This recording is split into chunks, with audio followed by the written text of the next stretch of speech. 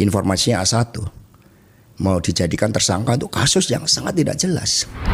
Gue bilang itu, lu diem deh sekarang. Aku bilang gitu, gue nggak mau dulu diginiin. Apa? Gue salah juga ngomong malam-malam kayak gitu. Lu mau ditersangkain dan udah berhenti lah, lu nggak usah ke Sumatera Utara itu. Wah, dia ngamuk, langsung gue dikuliahin. Satu nih kalau aku bilang, Jokowi itu jago gimmick. Peristiwa 10 November, ribuan orang meninggal mengalahkan yang namanya bala tentara sekutu pemenang Perang Dunia Kedua. Mosok saya hanya menghadapi ancaman aja takut, saya bongkar. Kalau stok itu ditangkap, saya datang. Saya nggak bohong. Kenapa? Saya ketua umum, bertanggung jawab kepada warga saya. Dia adalah sekjen saya. Adanya bukti keterlibatan saudara HK yang bersangkutan selaku sekjen PDI Perjuangan dan saudara DTI selaku orang kepercayaan saudara HK dalam perkara dimaksud dengan poin-poin penjelasan sebagai berikut. Perbuatan saudara HK bersama-sama dengan saudara HM dan kawan-kawan dalam memberikan suap kepada Wahyu Setiawan dan Agustiani. Yang pertama, HK menempatkan HM pada Dapil 1 Sumsel, padahal HM berasal dari Sulawesi Selatan, tepatnya dari Toraja. Kemudian yang kedua, bahwa dalam proses pemilihan legislatif tahun 2019, ternyata HM hanya mendapatkan suara sebanyak 5.878, sedangkan caleg atas nama Rizky Aprilia mendapatkan suara sebanyak 44.402. Kemudian seharusnya memperoleh suara dari saudara Nasaruddin Kemas, ini almarhum pada saat itu meninggal. Ini adalah saudari Rizky Aprilia, ya. Karena aturan seperti itu saat itu. Namun ada upaya-upaya dari saudara HK untuk berusaha memenangkan HM melalui beberapa upaya-upaya. Antara lain, saudara HK mengajukan judicial review kepada Mahkamah Agung, kemudian menandatangani surat yang bernomor 2576 tertanggal 5 Agustus 2019 perihal permohonan pelaksanaan putusan judicial review. Keempat, setelah ada putusan dari MA, KPU tidak mau melaksanakan putusan tersebut. Oleh sebab itu, saudara HK meminta fatwa kepada MA. Selain upaya-upaya tersebut, saudara HK secara paralel mengupayakan agar saudari Rizky mau mengundurkan diri untuk diganti dengan saudara HM. Namun upaya tersebut ditolak oleh saudari Rizky Aprilia. Saudara HK juga pernah memerintahkan Saiful Bahri untuk menemui Rizky Aprilia di Singapura dan meminta mundur. Namun hal tersebut juga ditolak oleh saudari Rizky Aprilia. Bahkan surat undangan pelantikan sebagai anggota DPR RI atas nama Rizky Aprilia ditahan oleh saudari HK dan meminta saudari Rizky untuk mundur setelah pelantikan. Oleh karenanya, upaya-upaya tersebut belum berhasil, maka saudara HK bekerja sama dengan saudara Harun Masiku, kemudian saudara Saiful Bahri dan saudara Hati DTI melakukan upaya penyuapan kepada Wahyu Setiawan dan Agustinus Tio, di mana diketahui Wahyu merupakan kader dari partai yang menjadi komisioner di KPU.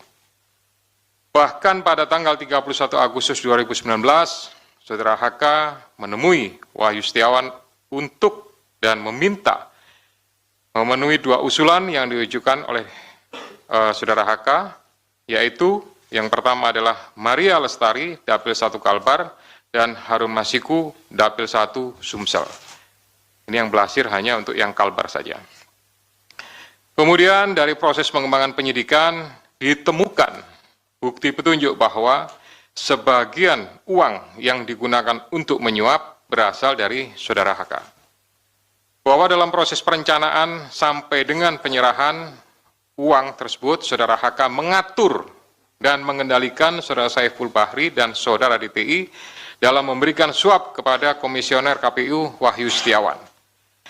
Saudara HK mengatur dan mengendalikan Saudara DTI untuk menyusun kajian hukum pelaksanaan putusan MA dan surat permohonan pelaksanaan permohonan fatwa MA kepada KPU. Saudara HK mengatur dan mengendalikan Saudara DTI untuk melobi anggota KPU agar dapat menetapkan HM sebagai anggota DPR RI terpilih dari Dapil 1 Sumsel. Saudara HK mengatur dan mengendalikan Saudara DTI untuk aktif mengambil dan mengantarkan uang suap untuk diserahkan kepada Komisioner KPU melalui TIO. Kemudian Saudara HK bersama-sama dengan HM, kemudian Saiful Bahri dan DTI melakukan penyuapan terhadap Wahyu Setiawan, jumlahnya sama dengan penjelasan pada penanganan kasus sebelumnya. Atas perbuatan Saudara HK tersebut, KPK selanjutnya melakukan proses ekspos dan lain-lain, dan akhirnya menerbitkan surat perintah penyidikan bernomor Sprindik /153/Dik 0.0001/12/2024 tanggal 23 Desember 2024 dengan uraian penyidikan perkara dugaan tindak pidana korupsi yang dilakukan oleh tersangka HK bersama-sama dengan Harun Masiku dan kawan-kawan berupa pemberian sesuatu hadiah atau janji kepada Wahyu Setiawan selaku anggota Komisi Pemilihan Umum Republik Indonesia periode 2017 sampai dengan 2022 bersama-sama dengan Agustiani Tio F terkait penetapan anggota DPR RI terpilih 2019-2024.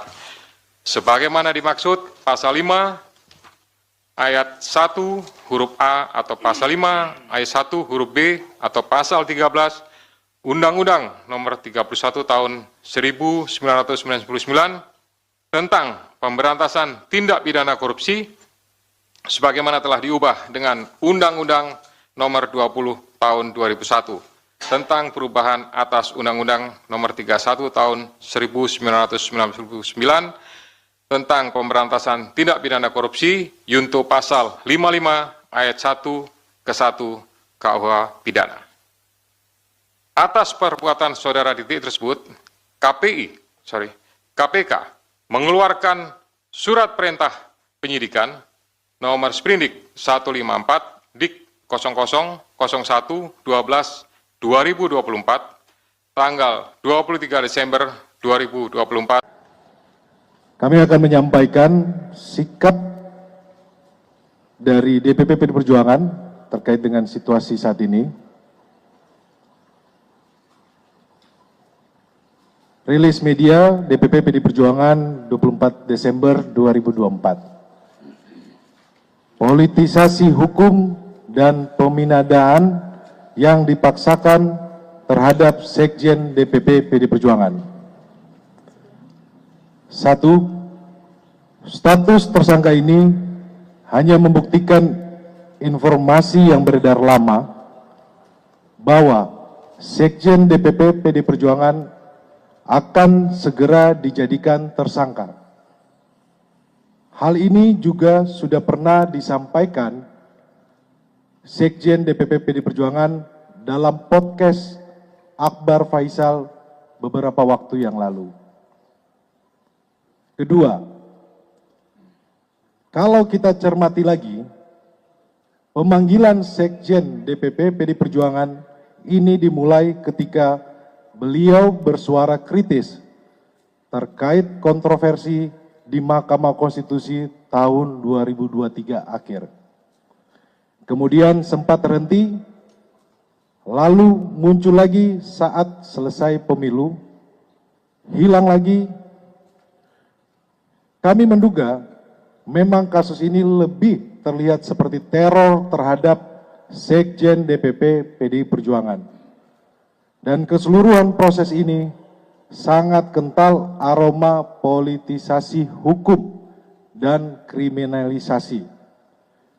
Beberapa indikasi yang dapat dilihat antara lain, pertama, adanya upaya pembentukan opini publik yang terus-menerus mengangkat isu Harun Masiku, baik melalui aksi-aksi demo di KPK maupun narasi sistematis di media sosial yang patut dicurigai dimobilisasi oleh pihak-pihak tertentu yang berkepentingan. Kedua, adanya upaya pembunuhan karakter terhadap Sekjen DPP PD Perjuangan melalui framing dan narasi yang menyerang pribadi. Ketiga, pembocoran surat pemberitahuan dimulainya penyidikan atau SPDP yang bersifat rahasia kepada media massa publik sebelum surat tersebut diterima yang bersangkutan. Kami menduga ini adalah upaya cipta kondisi untuk mendapatkan simpati publik. Semua dapat dilihat dan dinilai oleh publik. Ketiga, kasus suap Harun Masiku telah bersifat ingkrah atau disebut berkekuatan hukum tetap, dan para terdakwa bahkan sudah menyelesaikan masa hukuman. Seluruh proses persidangan mulai dari pengadilan tipikor hingga kasasi tidak ada satupun bukti yang mengkaitkan Sekjen DPP PD Perjuangan dengan kasus suap Wahyu Setiawan.